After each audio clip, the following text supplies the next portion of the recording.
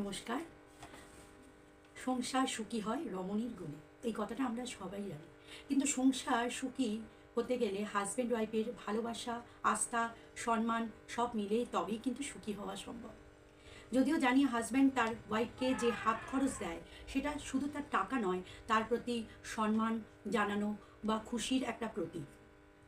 কিন্তু আমি বলবো আজকের দিনে দাঁড়িয়ে শুধু টাকা দিয়ে তার প্রতি সম্মান বা তাকে খুশি রাখা এটা নয়, তার পাশে দাঁড়িয়ে তাকে কিছু করার বা উৎসাহ দেওয়া, এরকম একটা কিছু তাতে আরও ভালো হবে।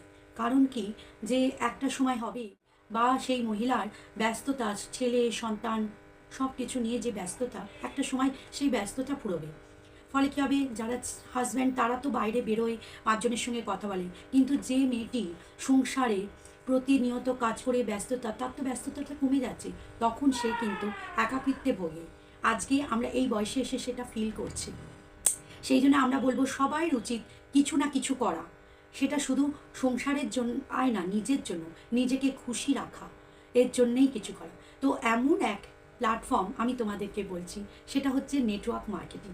এই নেটওয়ার্ক মার্কেটিংয়ের মাধ্যমে তুমি যেমন তোমাদের ছোট ছোট ইচ্ছা, শখ এগুলো পূরণ করতে পারবে, তার সঙ্গে পাবে তোমাদের নিজেদের আইডেন্টিটি, সম্মান, আর তার আনন্দ অনুভূতি অন্যরকম।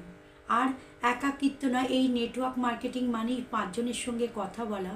ফলে কী হবে, যখন ছেলে মেয়েরা বড় হয়ে যাবে, তারা তাদের জগতে, তখন কিন্তু সেই মা এই যেহেতু এই কাজের সঙ্গে লিপ্ত থাকবে, ফলে তার কিন্তু একাকিত্ব আসবে না।